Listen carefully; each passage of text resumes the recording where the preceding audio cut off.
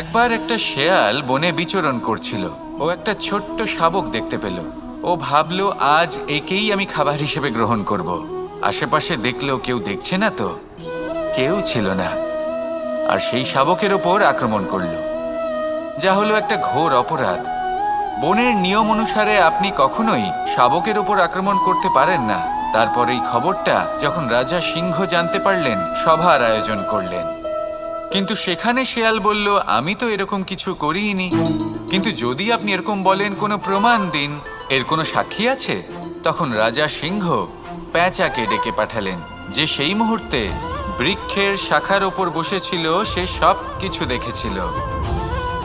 পেঁচা সব সত্যি কথা বলল, আর শেয়ালকে মৃত্যুদণ্ড দেয়া হলো। এবার এই কাহিনী আমি আপনাকে কেন শোনালাম? কারণ মানুষও কখনো কখনো এরকম কর্ম করেন যা শিয়াল করেছে।